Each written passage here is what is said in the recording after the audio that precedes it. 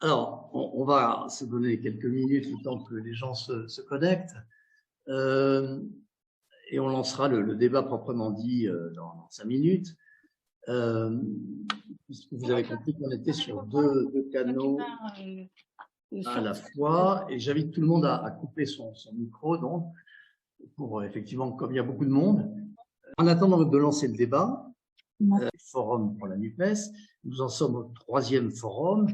Le premier a abordé la question de la réforme des retraites, un par mois. Il y avait notamment, ici présent d'ailleurs, Jean-Marie Harribey du mouvement Attaque, économiste, et Romain Géanin, avocat, qui est aujourd'hui porte-parole de Génération, qui a animé ce premier forum.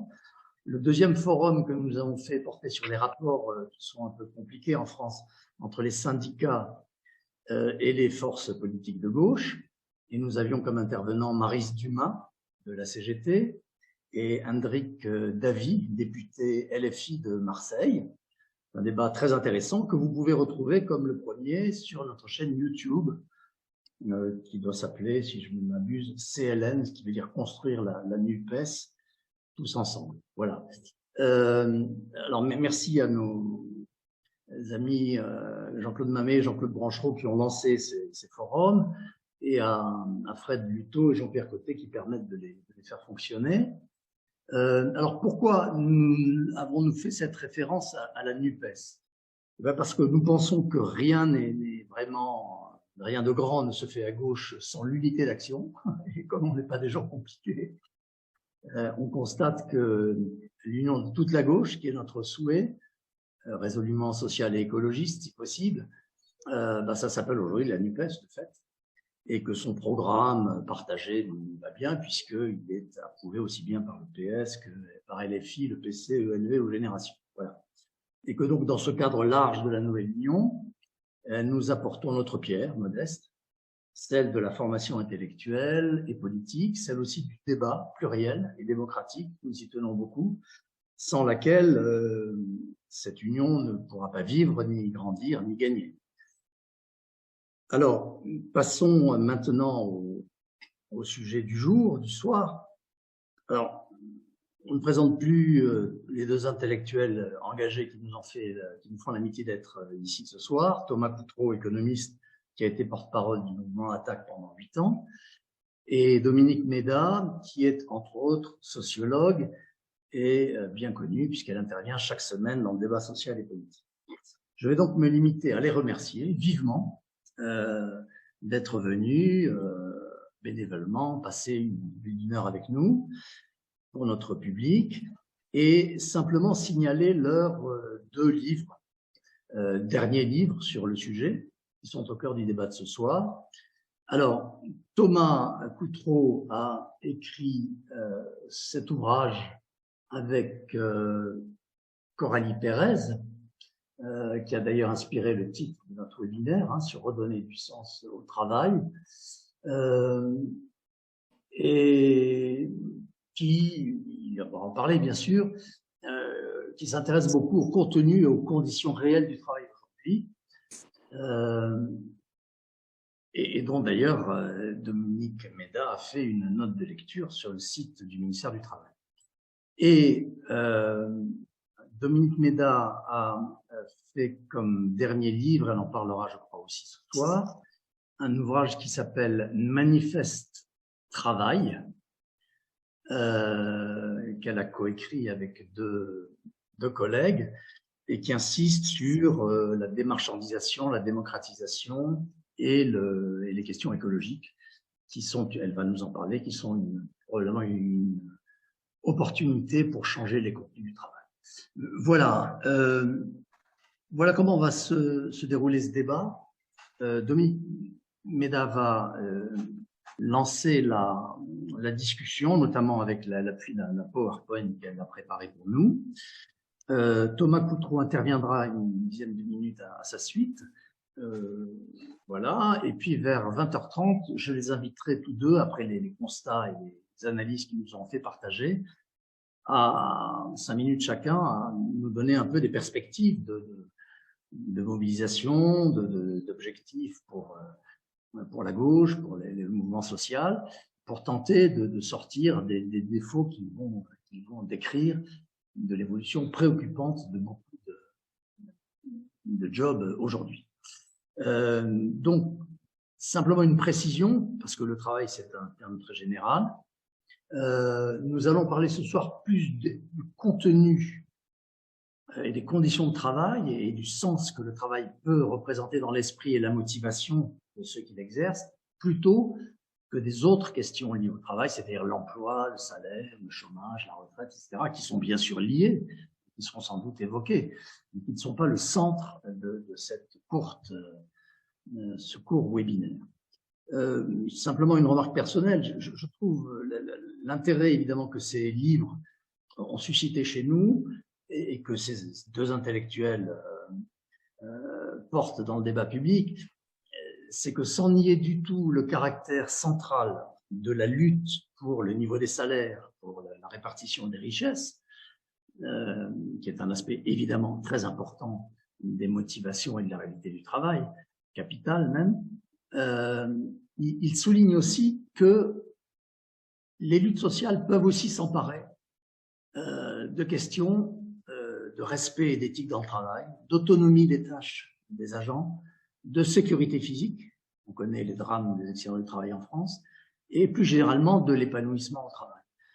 Et c'est eux notamment qui portent, Thomas et Dominique, qui portent dans le débat public ces dimensions essentielles de la lutte du progrès social. C'est pour ça que nous sommes heureux de les écouter. À toi, Dominique. Merci beaucoup pour votre invitation. Un bonjour à toutes et tous. Je dois dire que je connais Thomas Coutreau depuis très longtemps, puisqu'on a été voisins de bureau pendant plus d'une dizaine d'années à la DARES, et que c'est pour moi d'excellents souvenirs. Alors, j'ai eu envie de faire un petit PowerPoint, je sais pas, c'est peut-être maintenant ma paresse intellectuelle, ou enfin, je trouve ça en même temps plus vivant. Et voilà, je voulais donc vous raconter un peu, en fait, mes travaux, mes positions, tout ça, mais très vite, hein, en 10 minutes, vous m'avez dit. Hop, j'y vais. J'ai commencé ma carrière à l'IGAS et j'avais écrit un gros bouquin sur les politiques sociales avec Marie-Thérèse Join-Lambert et d'autres collègues, mais mon premier bouquin écrit seul, c'est celui-là, Le travail, une valeur en voie de disparition, à l'époque sans point d'interrogation, donc c'était un petit peu compliqué. Écrit en 95, j'étais très inspirée par Gortz, par André Gortz.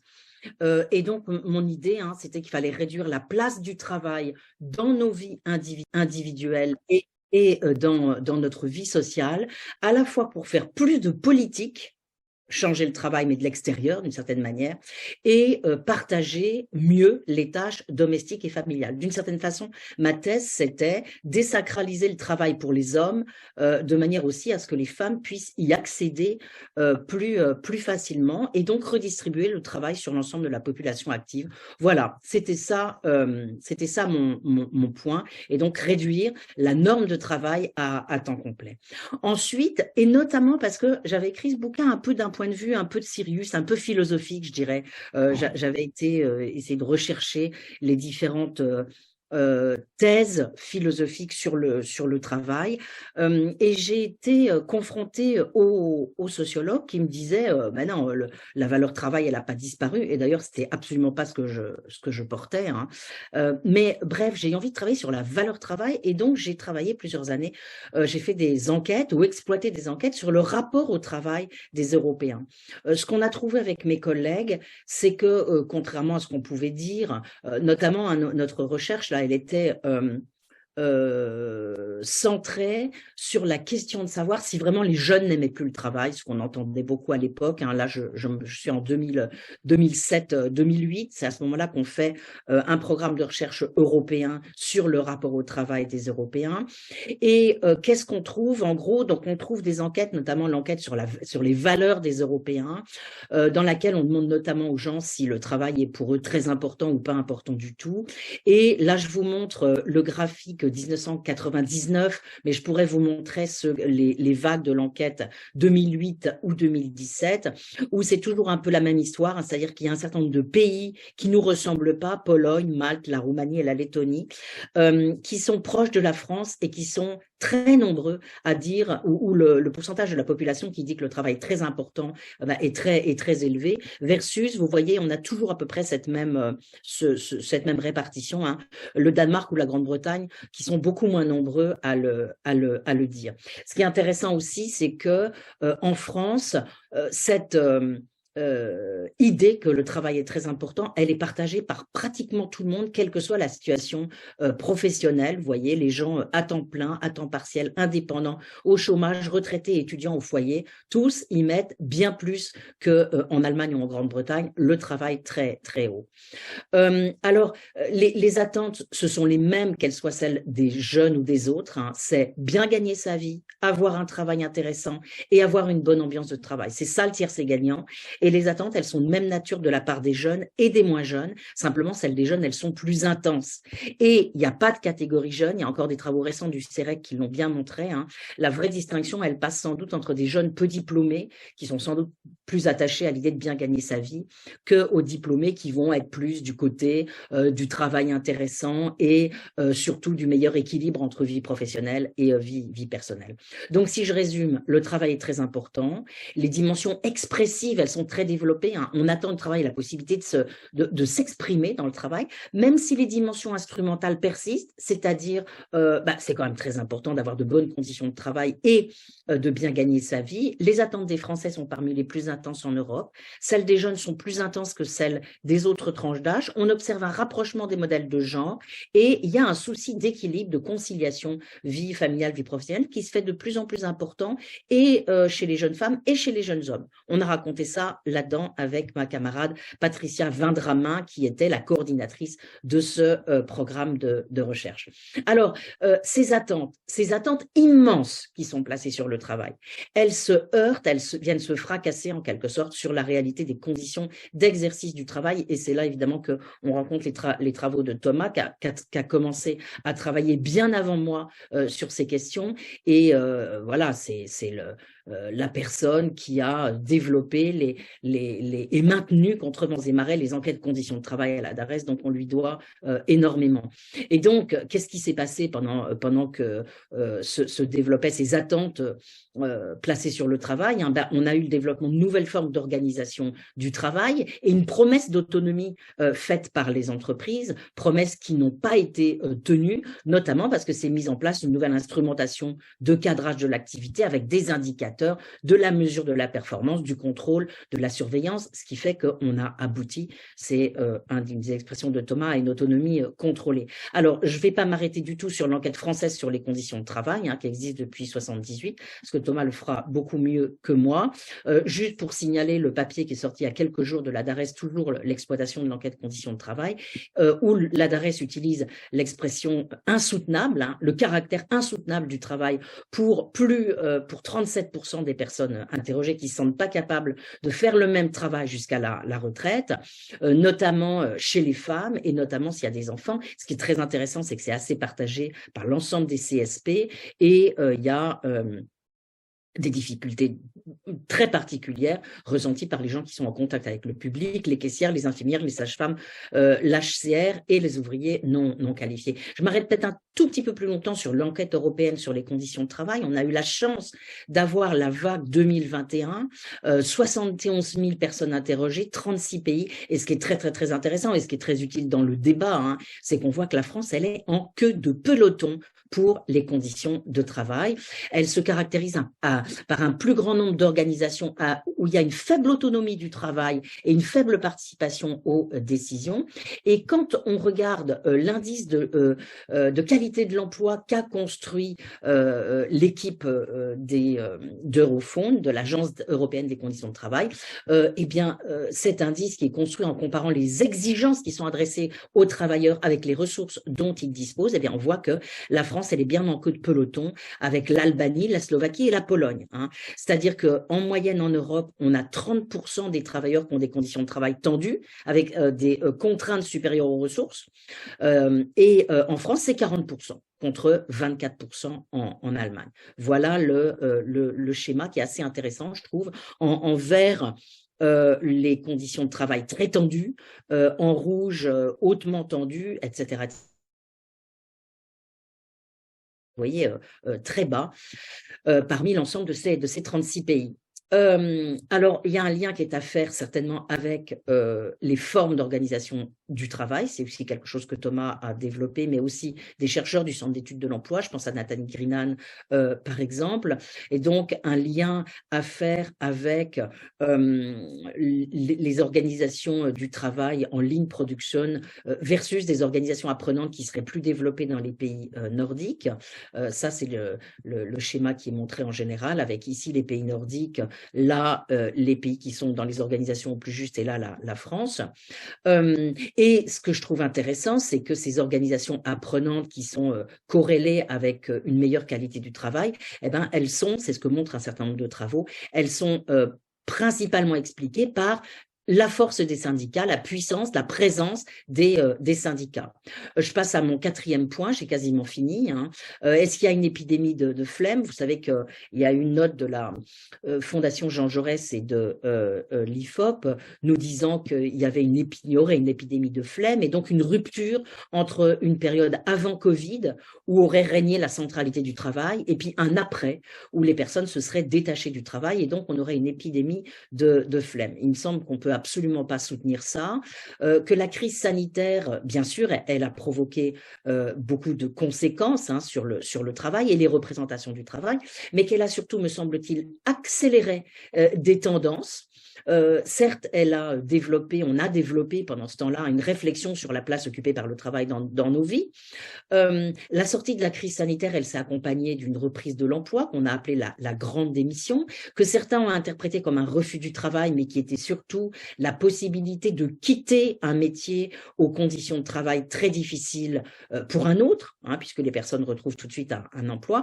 Et donc, dans cette note, me semble-t-il, il y a eu une confusion entre la flemme d'une partie de la société ubérisée qui commande de son canapé et le rapport au travail des Français.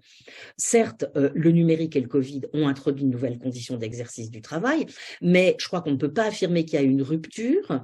Le travail est très important depuis 1990, mais les autres activités également, et nous, avec mes collègues, on préfère parler de polycentrisme des valeurs. On ne parle pas de centralité du travail, et je m'appuie sur 2 exemples pour montrer ça. Hein. Pardonnez-moi. Hop. Je m'appuie sur deux exemples. Hein. La vague 1999 de l'enquête sur les valeurs des Européens, certes, on était très nombreux en Europe, on était quasiment 70%, nous les Français, à dire que le travail était très important, mais on était à peu près aussi nombreux à souhaiter que le travail prenne moins de place dans la vie. Donc là, il y a déjà un signe que le travail, c'est très bien, mais le travail a sa juste place. Et en 2006, on a exploité une très belle enquête INSEE-INED, l'enquête Histoire de vie, construction des identités, et on a posé des questions auxquelles les réponses ont été très claires. Hein. Si vous demandez aux personnes, est-ce que pour vous, le travail est plus important que tout le reste? Il n'y en a que 3,6% qui répondent oui. Et vous avez quand même 66% des gens qui disent que pour eux, le travail est moins important que d'autres choses, la vie familiale, la vie sociale, la vie personnelle. Ce que je veux dire, c'est que c'est pas nouveau. Et je dirais en conclusion hein, que le travail est très important, mais il doit être remis à sa juste place. Et je crois que ça, on doit le garder pour tout à l'heure. Sauf si j'avais encore quelques minutes, je vous montre juste ma petite réflexion sur les scénarios pour l'avenir du travail, hein, c'est-à-dire quel est le scénario qui est le plus à même de régler la crise du travail. Il me semble qu'on a 3 scénarios en vogue, en lutte. Hein. Il y a le scénario du démantèlement du droit du travail et de la flexibilité. C'est celui qui nous a été proposé par l'OCDE depuis 1990. L'idée, c'est que le chômage est causé par de mauvaises institutions et qu'il faut supprimer les règles qui entravent l'allocation naturelle des emplois. Il me semble que ce scénario-là, il n'est pas de nature à améliorer les conditions de travail. Il y a un autre scénario que j'ai appelé celui de la révolution technologique qui ne nous permet pas non plus cela. Et enfin, il y a un scénario que j'ai appelé celui de la reconversion écologique qui est un scénario vert rose que nous développons dans cet ouvrage écrit avec mes collègues Isabelle Ferreras et Julie Battilana. Voilà, j'arrête de vous embêter avec mon PowerPoint. Merci beaucoup, Dominique Méda. Très vite, mais comme on pourra revoir ton PowerPoint sur YouTube, on pourra le méditer. Thomas Coutreau, tu as la parole. Oui, merci, bonsoir à toutes et tous. Donc, merci Dominique de toutes les fleurs que tu as déversées sur moi. Mais il faut quand même que je rende à César ce qui est à César, c'est que les enquêtes conditions de travail, c'est Serge Volkoff et Michel Golac qui les ont lancées. Moi, je n'ai fait que poursuivre et faire croître et embellir. On a développé des nouvelles méthodes, mais vraiment, je me suis inscrit dans leur continuité. Et depuis mon départ de la DARES il y a 6 mois, l'équipe a continué à produire. Et effectivement, je vous recommande vivement la dernière publication de la DARES, de l'équipe Conditions de travail et santé à la DARES, qui tombe vraiment à pic parce que, alors ça, c'est une étude dans laquelle je n'ai pas de responsabilité et les collègues ont publié la semaine dernière un papier, une étude officielle donc sur la soutenabilité du travail. Qu'est-ce qui fait que le travail est insoutenable pour beaucoup de salariés? Donc Dominique en a dit 2 mots, mais je voulais juste insister sur un des résultats phares de cette étude, c'est que ce qui rend le travail insoutenable pour une large partie de la population, c'est 2 choses. C'est enfin principalement, hein, c'est la pénibilité physique, donc qui est mesurée dans les enquêtes par le port de charges lourdes, la station debout, les gestes répétitifs, etc. Et le manque d'autonomie dans le travail. Et les collègues montrent très bien que quand l'autonomie au travail s'améliore, eh bien, les salariés sont beaucoup plus nombreux à penser qu'ils vont pouvoir tenir jusqu'à leur retraite. Et c'est vraiment le mouvement social actuel sur la question des retraites, il est complètement pénétré par cette question de l'insoutenabilité du travail. Et on voit bien que ce qui est un des ressorts fondamentaux du refus massif de 90% des actifs aujourd'hui du report de l'âge de la retraite, c'est ce constat que le travail est devenu insoutenable pour une large partie de la population salariée. Et comme tu l'as dit, Dominique, la question clé qui est derrière cette insoutenabilité du travail, c'est celle de l'organisation du travail. Et nous, alors dans le bouquin avec Coralie, on insiste beaucoup sur la question du management par le chiffre. Hein. Tu en as dit quelques mots, Dominique. C'est-à-dire, depuis les années 90 et surtout les années 2000, avec la financiarisation des entreprises, la prise de contrôle des entreprises et des administrations, il faut aussi le dire, parce que le New Public Management, c'est aussi la résulte de la pression de la sphère financière sur le travail des administrations et des services publics, eh bien, on a un envahissement de l'activité de travail par une multiplicité de procédures, d'objectifs chiffrés, d'obligations de reporting permanent. Donc, je décris pas une multiplication des changements organisationnels avec le développement de la sous-traitance, de la précarisation. Donc, je développe pas ce constat qui est bien connu, mais ce management par le chiffre sous influence, enfin sous hégémonie financière, aboutit à ce qu'on a appelé dans le bouquin l'écrasement du travail vivant par le travail mort. Donc le travail vivant, je n'ai pas le temps de développer ce qu'on entend par là, mais c'est en référence à la fois à Marx et à Christophe Dejour, hein, c'est ce qu'il y a d'irréductiblement humain, d'irréductiblement intelligent, sensible et actif dans le travail par opposition au travail mort, qui est les consignes, les procédures, les contrôles, les routines auxquelles le capital essaie de soumettre ce travail vivant.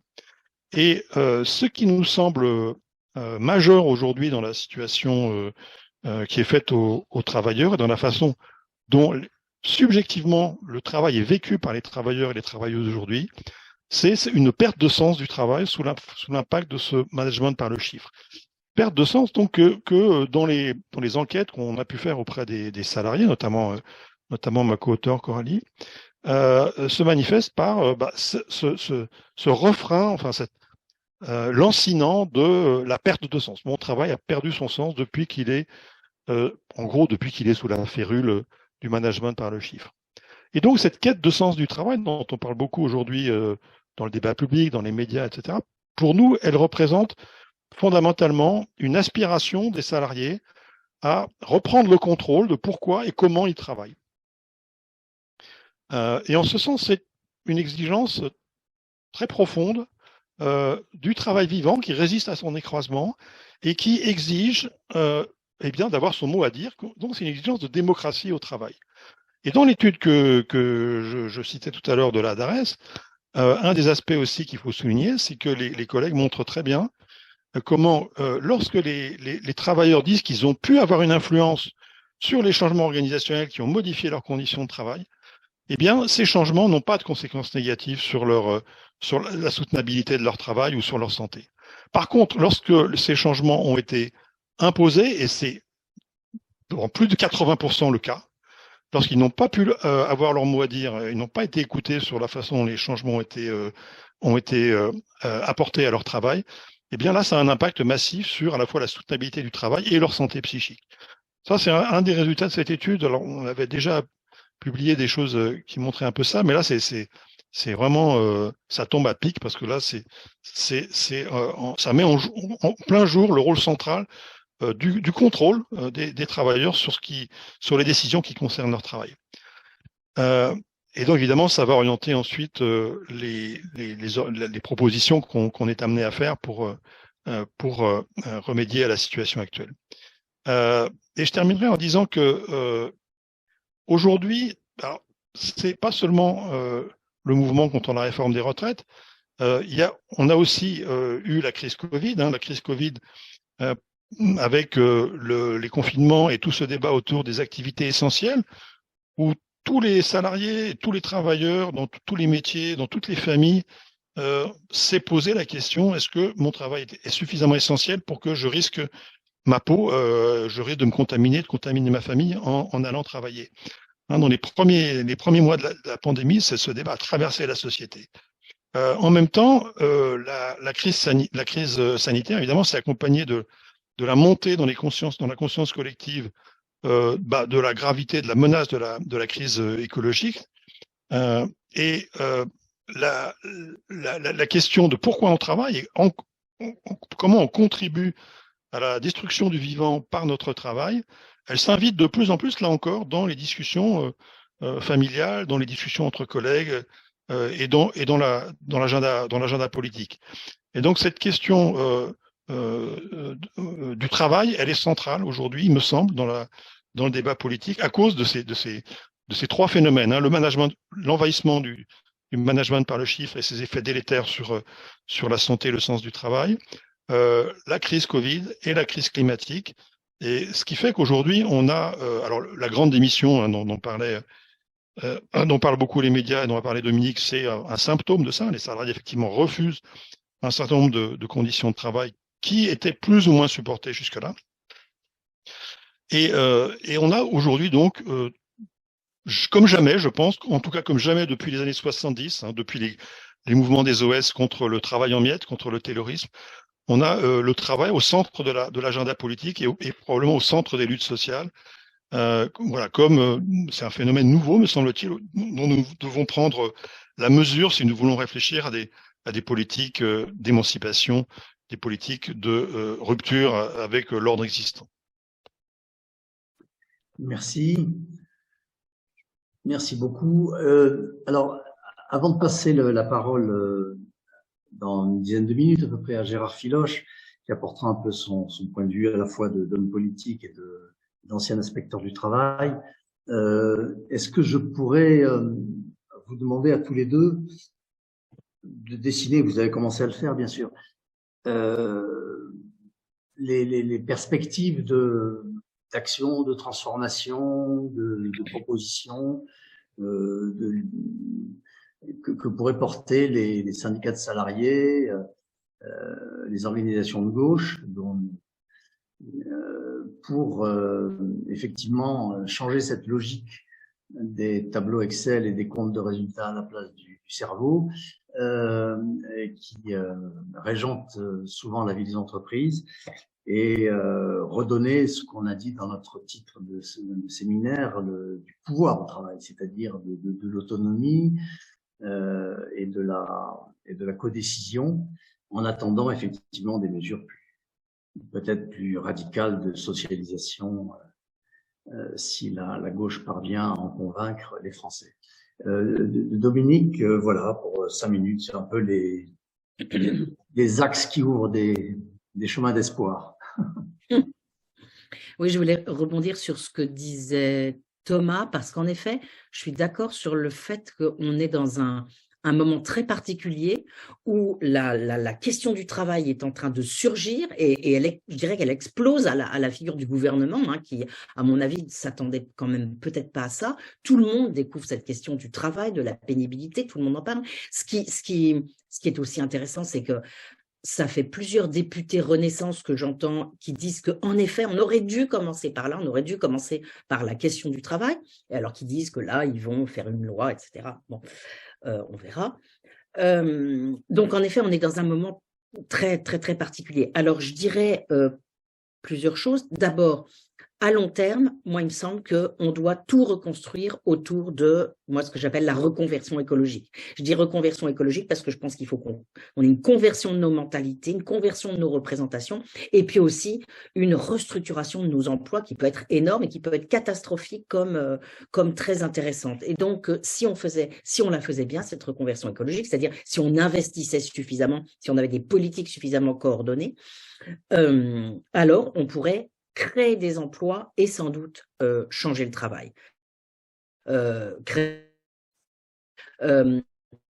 C'est-à-dire sans doute rompre avec l'actuelle division internationale du travail complète, refaire des circuits plus courts, mais aussi travailler sur la gouvernance de l'entreprise. Bon, j'emploie ce terme qui n'est pas joli, hein, gouvernance, mais bon, pardonnez-moi.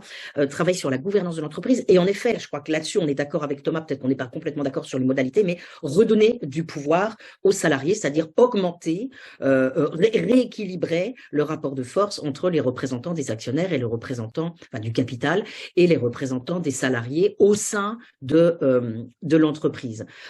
Et là, moi, c'était pas ma proposition principale, mais j'ai été entraînée par ma camarade Isabelle Ferreras, qui développe cette idée depuis très très très longtemps, hein, son idée de bicaméralisme, c'est-à-dire l'idée qu'il faudrait qu'il y ait 2 chambres dans l'entreprise, représentant ces 2 parties constituantes, donc des représentants du capital, des actionnaires, et des représentants des salariés, qui soient à part égale dans l'entreprise, qui aient un droit de veto sur les décisions de l'autre, qui choisissent les dirigeants, etc., etc. Alors, ça peut paraître utopique, mais en fait, ça consiste ni plus ni moins qu'à pousser à son bout l'idée de codétermination qui est en œuvre en Allemagne ou dans les pays nordiques, donc de la pousser un peu plus loin, évidemment en essayant de rappeler que ce que nous dit quelqu'un comme Milton Friedman, c'est-à-dire que la seule responsabilité de l'entreprise, c'est de faire du profit, c'est totalement faux, et que l'entreprise, c'est vraiment une communauté de personnes qui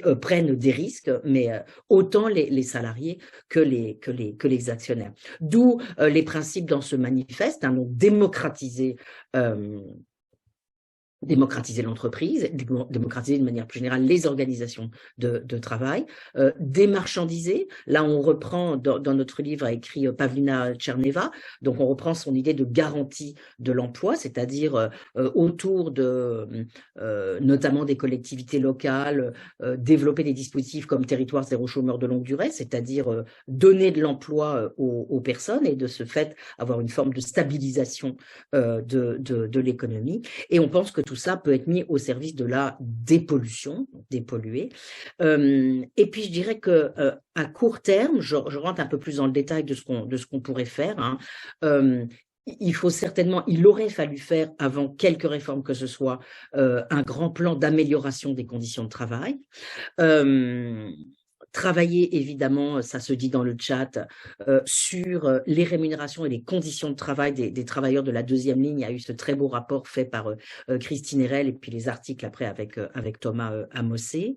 Sans doute réintroduire la fameuse cotisation qui a été supprimée, la cotisation dans le compte personnel de prévention de la pénibilité que Emmanuel Macron a voulu réformer. Il y avait une cotisation qui incitait les entreprises à faire plus de prévention, mais qui a été supprimée, la réintroduire, faire, là je crois qu'on est nombreux à être d'accord là-dessus, hein, plutôt une approche collective, globale des métiers pénibles et dire que voilà, que les branches décident d'un certain nombre de métiers pénibles et d'accorder des bonifications pour ceux qui les emploient et revenir sur une bonne partie des exonérations de cotisations sociales dont on a montré l'inefficacité pour financer tout ça. Et dernier point, reprendre les propositions de Rachel Silvera, que Rachel Silvera fait depuis très longtemps, qui est une révision des classifications des emplois pour augmenter la rémunération attachée aux emplois féminins, puisqu'on sait qu'ils sont structurellement sous-rémunérés, puisqu'on considère que les femmes, elles ont des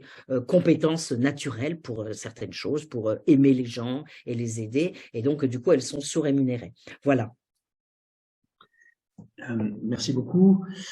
Et Thomas Coutreau, puis-je t'inviter à reprendre cette idée dont tu es, je crois, le porteur publiquement, de ce qui pourrait être fait dans les entreprises pour libérer les salariés d'une subordination étroite, ce que tu appelles le travail mort, enfin le travail bête d'exécution, souvent soumis d'ailleurs à l'informatique, avec des possibilités de concertation, enfin bref, d'autogestion en quelque sorte du travail à la base. Et puis...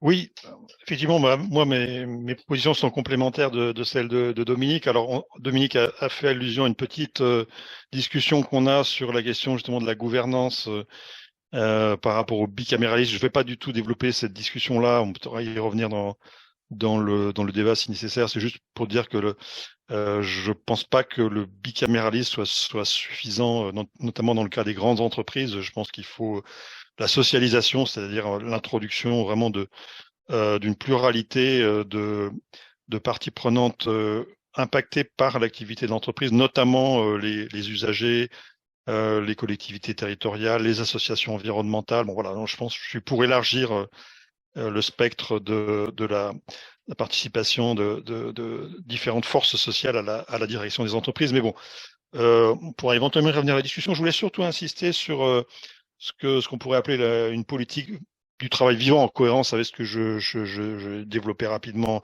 tout à l'heure. Et d'une certaine façon, si on veut, alors tu parlais d'autogestion, oui, ou peut-être même plutôt de contrôle ouvrier. Je pense qu'il s'agit de repenser ce qu'on appelait autrefois le contrôle ouvrier, mais de repenser une stratégie de contrôle ouvrier à la lumière de la condition salariale actuelle, hein, c'est-à-dire en réfléchissant comment actualiser, parce qu'on voit bien que aujourd'hui, c'est une aspiration des travailleurs de reprendre le contrôle de leur travail. Et ça, c'était fondamentalement l'idée qu'il y avait derrière la stratégie de contrôle ouvrier que développait d'ailleurs Gors dans les années 60. Mais la condition salariale actuelle, c'est quoi? C'est un salariat précarisé. Et la question de l'impact, du sens du travail, c'est une question qui peut unifier le collectif de travail réel, c'est-à-dire au-delà des statuts intérimaires, CDD, permanents, même voire sous-traitants. Il est possible, certaines expériences syndicales le montrent, de créer du commun autour de cette question du sens du travail. Le salariat contemporain, c'est un salariat de service, un salariat où la question du care, la place des usagers, est absolument centrale. Hein. On a aujourd'hui 90% des salariés qui sont dans les services.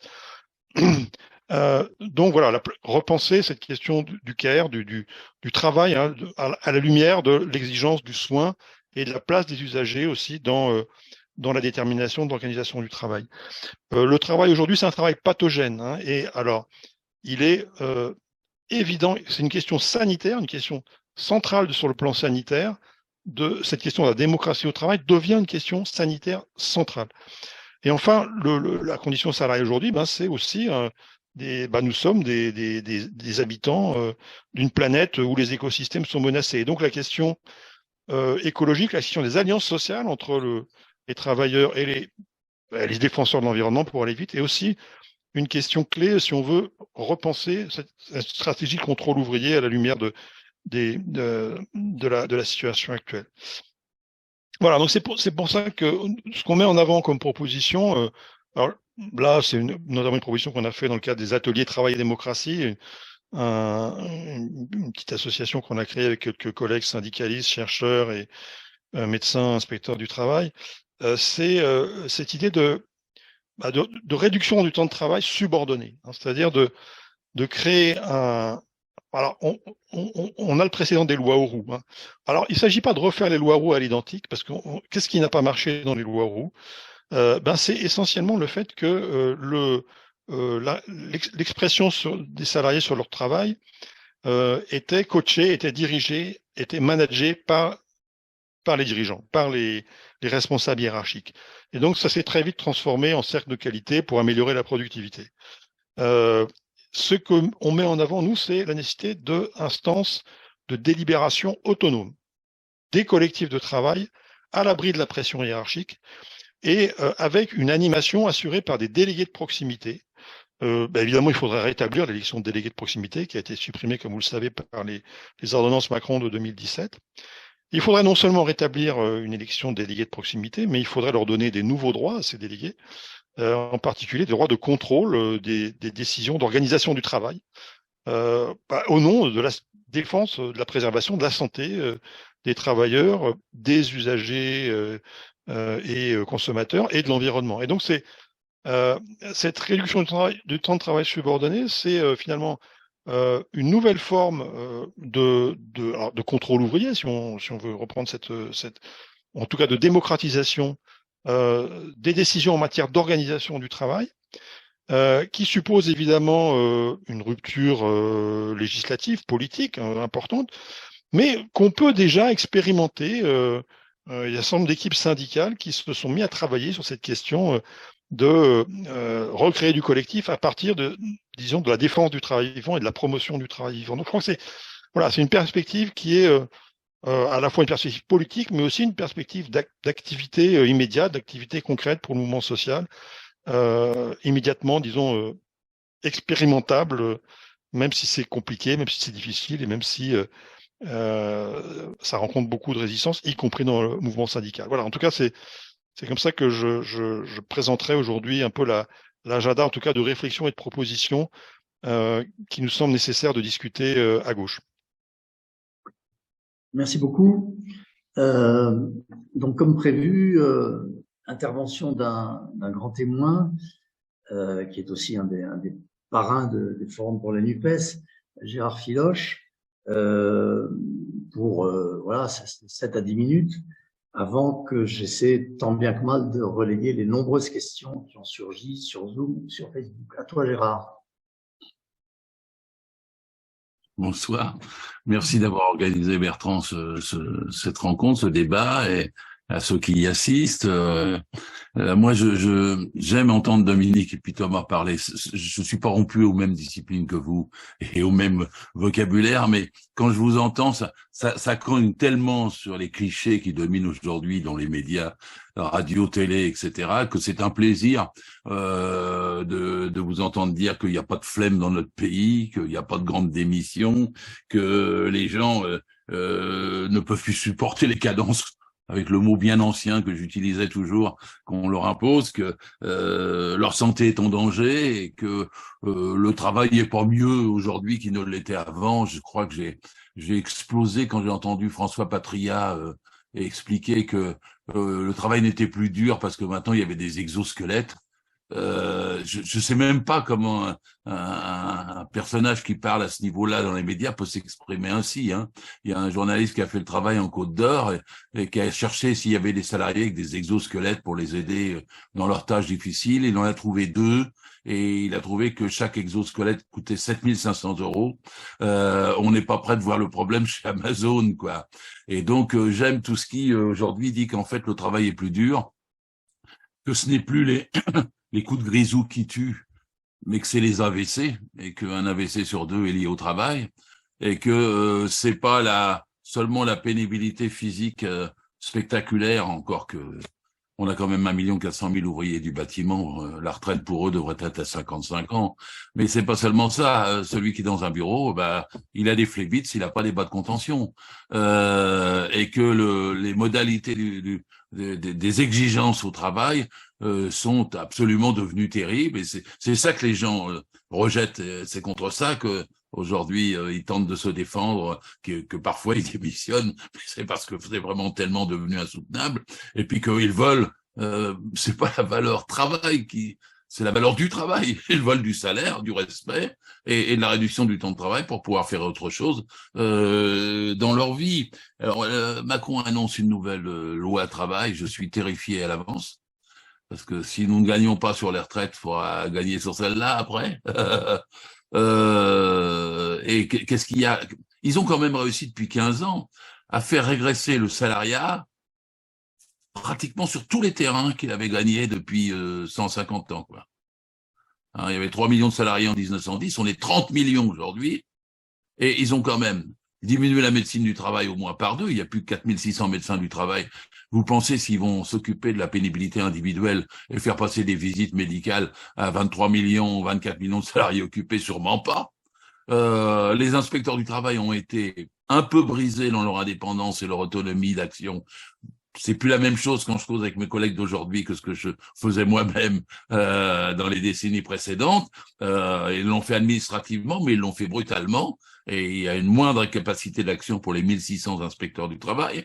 Ensuite, après, les prud'hommes, ils ont quand même été diminués. On dit qu'ils ont 40% de leur activité seulement par rapport à ce ils avaient à une décennie. Ce qui prouve que les gens peuvent plus se défendre de la même façon et qu'il n'y a plus de justice, même si elle était fragile, etc. Mais ça a diminué considérablement. Les délégués du personnel, ce qu'on appelait les IRP, et là, Thomas, tu parles de démocratie, évidemment, mais ils l'ont brisé.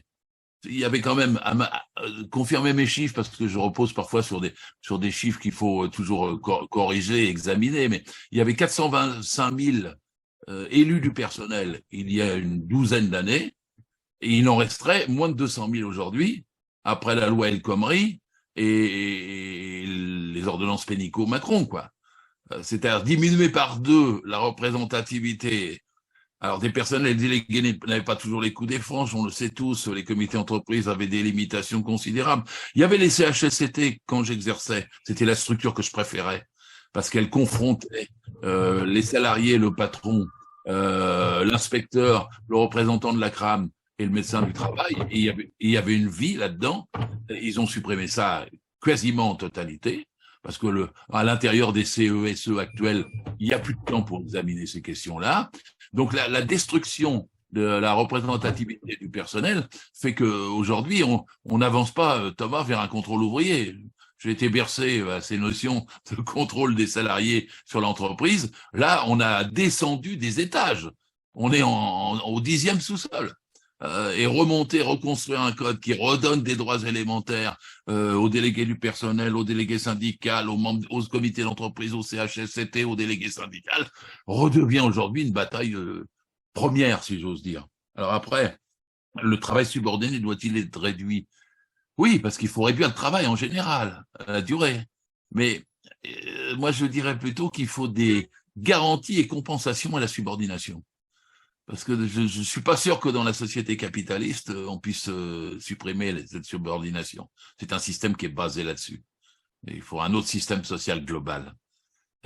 Donc, augmenter les contreparties et les protections qu'on obtient vis-à-vis de la subordination me semble importante. Et là, toute une série de propositions. Bon, et après, je vais vous poser des questions. Mais un truc, c'est la sous-traitance. j'ai encore des souvenirs de mes visites de chantier et je discute avec ma fille qui est inspectrice du travail et avec des amis autour, donc je n'ai pas perdu le contact avec ma profession. Voilà, bon, enfin bon, quand on a toujours sur un panneau de chantier Bouygues, Vinci, puis en dessous 20 niveaux de sous-traitance, plus 20 niveaux de deuxième niveau de sous-traitance. Puis ensuite, les clandestins, les intérims, tout ça qui viennent dedans, c'est impossible d'accepter ça. Confirmez-moi, il y a bien un seul niveau de sous-traitance en Allemagne? Deuxièmement, est-ce que la sous-traitance, il y a 3 lois, moi, sur la sous-traitance, que le donneur d'ordre soit responsable pénalement, financièrement, économiquement, juridiquement, de tout ce qui est sous lui. Que l'entreprise intervenante soit alignée le temps de la mission sur la convention collective de l'entreprise utilisatrice. Un gars qui remplace quelqu'un en CDD a normalement le même salaire. Une entreprise qui intervient doit normalement ne pas être l'esclave du donneur d'ordre, mais avoir les mêmes droits que les salariés du donneur d'ordre, et ce qui supprime la sous-traitance de main-d'œuvre pour l'accentuer sur le côté technologique. Et ensuite, la reconnaissance des unités économiques et sociales, parce que c'est trop facile d'avoir 2000 salons de coiffure à moins de 10 et d'avoir aucune responsabilité de l'employeur qui les franchise et prétend qu'ils n'ont rien à voir entre eux. Et donc, ces 2-3 lois changent tout dans le rapport entre les entreprises. Je n'aime pas, j'ai appris avec le temps, peut-être trop de politique, vous me direz, mais à ne pas parler d'entreprise. J'ai l'habitude de dire que les entreprises, c'est comme les poissons. Il y a des requins, il y a des sardines. Les requins, c'est les 1000 entreprises de plus de 1000 qui font 50% du produit intérieur brut. Et ça n'a rien à voir avec le million d'entreprises de moins de 10, où la vie est totalement différente. Et donc, réguler la sous-traitance, le rapport entre ces entreprises, entre ces sociétés, me semble les premières choses si on reconstruit un code, et remettre à jour tout ce qui permet la démocratie, comme tu dis Thomas, c'est-à-dire les institutions représentatives du personnel. Enfin, une question. Macron, dans son livre Évolution, dont je suis un des lecteurs plus assidus qu'on ne croit, en gros expliquait qu'il fallait une société sans statut, une société post-salariale, qu'il voulait supprimer les cotisations sociales. Donc, c'était la théorisation de l'ubérisation. Ça reste sa ligne profonde. Il ne peut pas aller plus vite que la musique, mais il organise ça. Il chasse les salariés du salariat, il chasse les chômeurs du chômage, et il pousse les gens à vendre des crêpes, quoi, à être ubérisés d'une façon ou sous une autre. Et je me suis fait dire que avant, enfin, dans les années 90, il y avait 91, 92, 93% des actifs qui étaient salariés, et qu'il n'en resterait plus aujourd'hui que 88%. C'est-à-dire que sous Macron, le salariat a régressé pour la première fois dans l'histoire. 2-3 points, c'est énorme. Et que c'est la tendance. S'il veut faire une deuxième loi, c'est cette tendance-là. C'est détruire le salariat en tant que grande classe sociale, avec ses statuts, ses droits, sa force. Et voilà, je voulais vous dire, est-ce que c'est vrai que c'est 88%? Est-ce qu'on est à 87 ou 86? C'est une des grandes angoisses. Et moi, je suis un défenseur, on me reproche souvent, on me dit, le salariat, c'est un tout. Hein, de l'ingénieur au balayeur, de la caissière à l'infirmière, du métallo au cheminot. Les gens n'en ont pas conscience. C'est vrai, on me dit, mais l'important, c'est qu'ils en prennent conscience. C'est d'ailleurs ce qui se passe au travers de la grève retraite, j'en arrête là, parce que si ça bouge, s'il y a 130 manifestants à Ouessant et 200 à Groix et 1000 à Ploërmel, c'est pas un mélange incroyable, c'est le salariat. Merci Gérard. Merci de l'hommage à la combativité des Bretons. Alors, je voulais d'abord réagir sur tout ce que nous a dit Gérard. Moi, je suis très d'accord avec une très grande partie de ce qu'il a dit. L'intensification du travail, les exigences au travail devenues énormes, la loi travail, les lois travail. Alors moi, j'ai beaucoup travaillé, c'est quelqu'un qui m'a énormément apporté, contribué à faire changer un certain nombre de mes idées avec Évelyne Serverin. une sociologue du droit et une juriste, très grande juriste.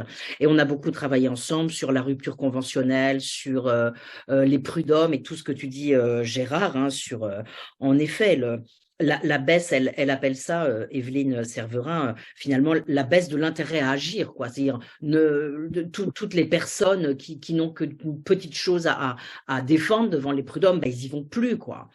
Donc, c'est vrai que ça, c'est extrêmement embêtant. Je pense aussi à tous les travaux, tu as parlé d'externalisation, de sous-traitance.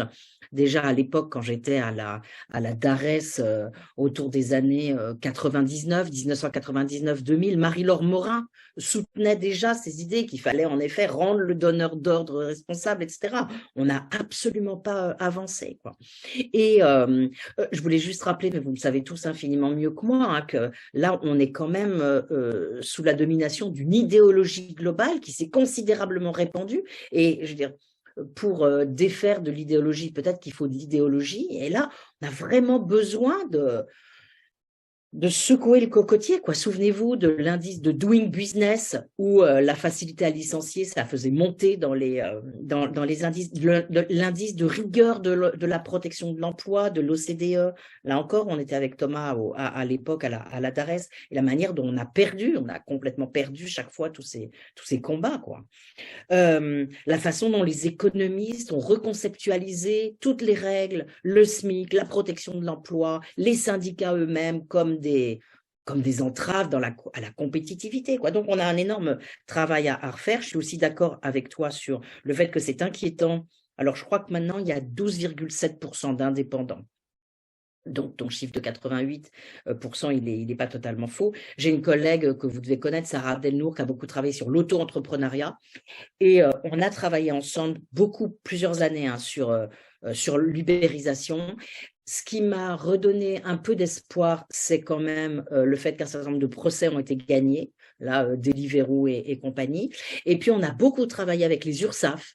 Et dans les URSSAF, il y a des inspecteurs URSSAF et des inspecteurs du travail qui travaillent ensemble. Je veux dire, dans les URSSAF, des inspecteurs URSSAF et qui travaillent avec des inspecteurs du travail. Et c'est des gens hyper engagés.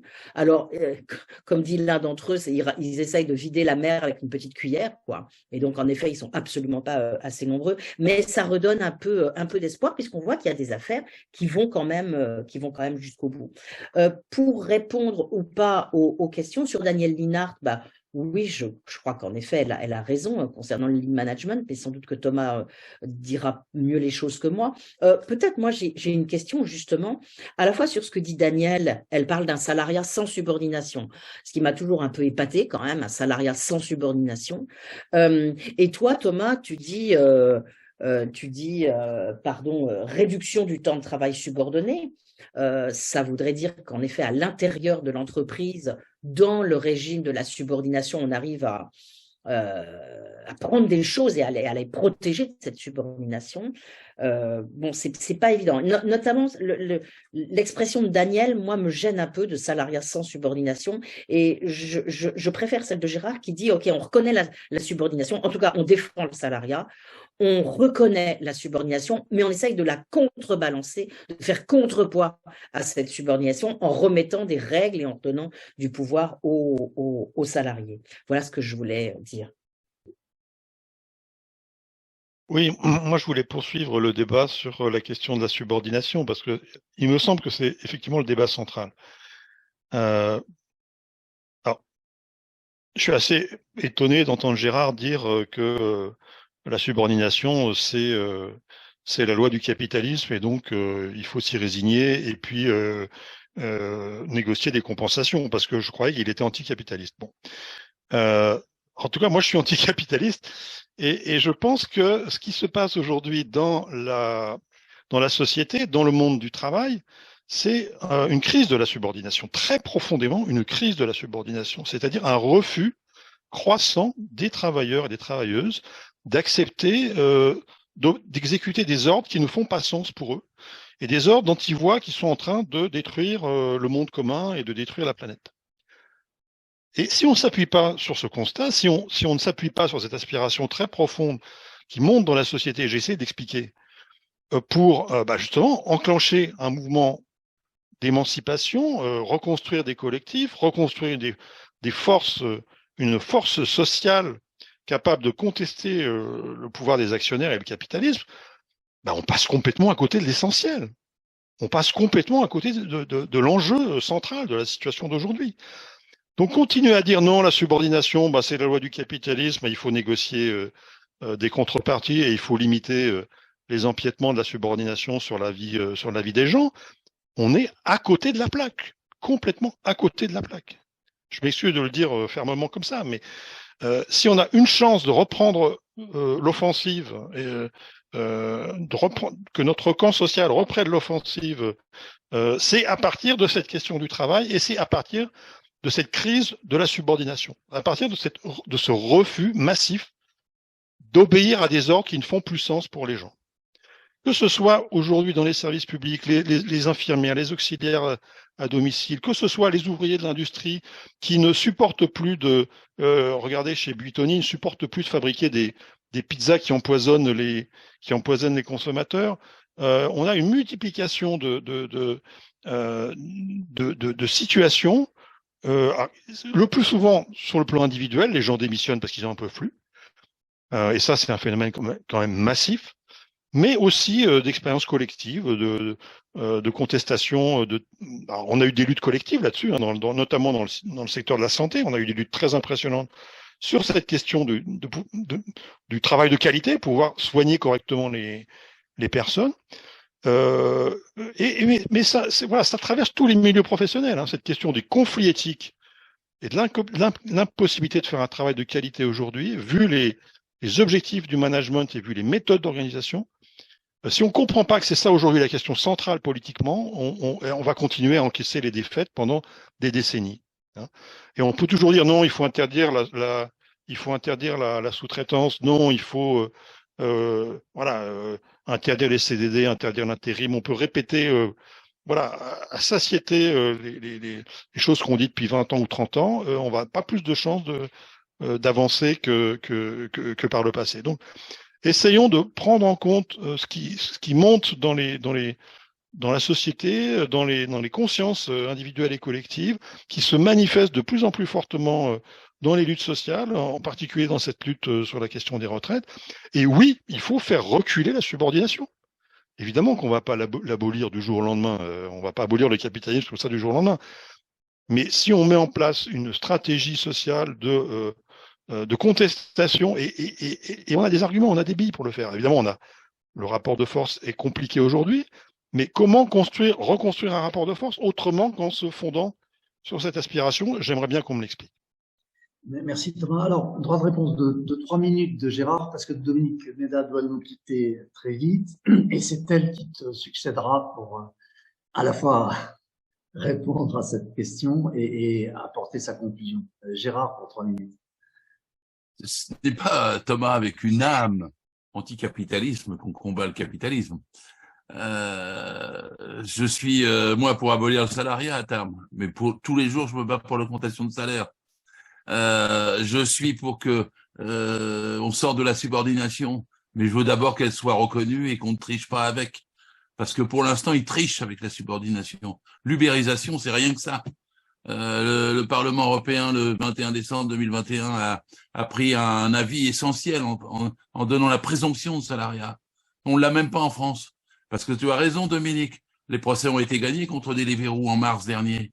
Et ils ont, sur 17 000 salariés, en fait, dissimulé. Et ils ont 350 000 euros d'amende et puis 10 mois de prison avec sursis. Mais c'est pas tranché, parce que le jugement va venir en appel.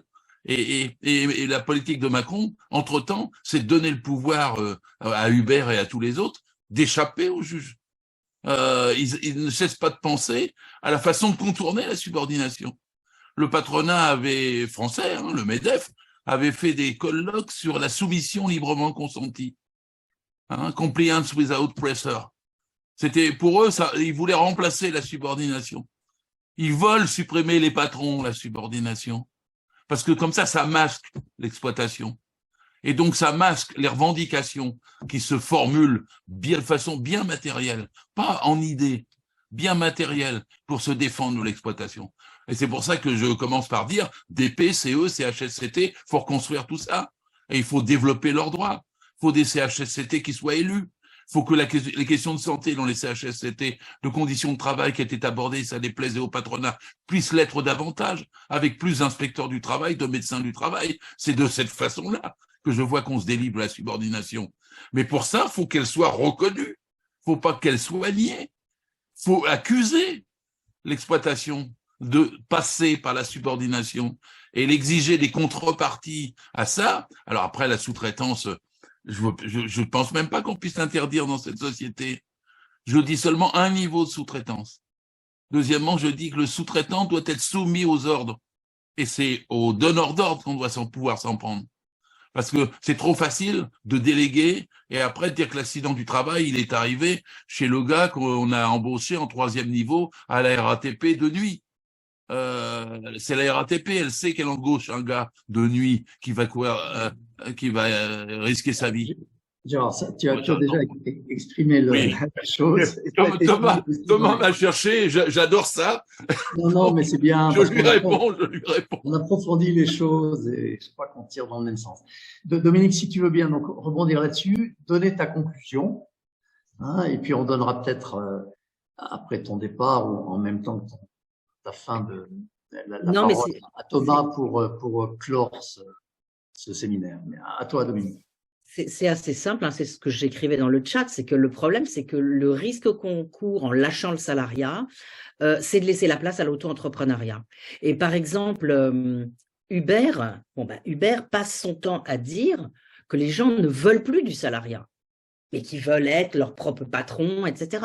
Et donc, en effet, la société capitaliste récupère, je suis d'accord aussi avec Thomas, hein, ce ras-le-bol du salariat, des gens, ils en peuvent plus, des petits chefs, des ordres, de tout ça, c'est bon. Mais le tour que ça prend, c'est que ça se dirige plutôt que vers l'auto-organisation, la réduction du temps de travail subordonné, etc. Ça va tout simplement vers les formes les pires, quoi, parce que l'auto-entrepreneuriat, c'est bien pire. Et d'une certaine façon, là, les gens font leur propre malheur, quoi. Vous trouvez plein d'auto-entrepreneurs qui disent que c'est beaucoup mieux comme ça. Ils travaillent beaucoup plus que tout le monde, ils gagnent beaucoup moins que tout le monde, mais ils aiment ça parce qu'en effet, le salariat a été tellement dégradé qu'un certain nombre de personnes n'en veulent plus. Donc, je pense que, voilà, vous avez tous les deux raison, mais comment on construit le chemin pour aller de la reconstruction et de la recomposition du salariat jusqu'à après autre chose qui, en effet, nous permettrait de sortir du salariat, mais qui ne serait pas l'auto-entrepreneuriat. Et moi, c'est ma plus grande crainte en ce moment, c'est cette diffusion de l'auto-entrepreneuriat ou de toutes ces formes un peu molles, hors salariat, que, en effet, un certain nombre d'entreprises et d'employeurs sur lesquels ils soufflent pour que ça se diffuse bien dans la société en critiquant le salariat. Et donc, il me semble qu'on est en effet obligé, dans un premier temps au moins, de défendre le salariat. Merci. Thomas, un dernier mot? Oui, mais enfin, bien sûr, il s'agit. Voilà, non, moi, la question que je pose simplement, c'est comment est-ce qu'on fait pour trouver de nouvelles forces, pour développer de l'action collective à partir de la souffrance massive que les gens connaissent aujourd'hui dans leur travail à cause de ce que j'ai essayé de décrire. Comment on s'empare de cette question? Il ne suffit pas de dire on va recréer des CHSCT, parce que les CHSCT, dans la plupart des cas, ils ne s'emparaient pas vraiment de cette question. Ils étaient le plus souvent confinés par le patronat et aussi par une certaine tradition syndicale aux questions d'hygiène et de sécurité, en s'engageant très peu sur les questions d'organisation du travail. Donc il ne s'agit pas de reconstituer les CHSCT, c'est pas du tout suffisant. Il faut, je pense, une transformation, y compris du logiciel syndical, c'est-à-dire ne plus se contenter de revendiquer des compensations à l'exploitation et à l'aliénation, mais contester cette exploitation et cette aliénation dans son nœud essentiel qui est le monopole patronal sur l'organisation du travail. Et là, voilà, je m'excuse, mais c'est pas la même chose de dire non, il faut compenser ou sécuriser l'exploitation, ou il faut développer des contre-pouvoirs et contester le monopole patronal sur l'organisation du travail. Nous pouvons le faire aujourd'hui parce que il y a pour deux raisons principales. D'une part, la crise sanitaire massive que produit le mode d'organisation du travail aujourd'hui, qui est une crise non seulement des accidents du travail et une crise de la santé physique, mais une crise massive de la santé mentale des travailleurs. Et ça, c'est largement documenté. Donc, du point de vue des politiques publiques, c'est quelque chose qui est incontestable, qu'il y aurait vraiment une politique publique massive à faire dans le secteur. Et ensuite, parce que ça correspond à une aspiration profonde de la plupart des travailleurs, de reprendre le contrôle sur l'organisation de leur travail. Et donc, si on néglige ces questions-là en disant non, on attend une bonne loi qui nous rétablisse des CHSCT et qui nous fasse, qui interdise la multiplication des niveaux d'intérim, on passe à côté de cette source potentielle et inexploitée aujourd'hui d'énergie sociale et revendicative.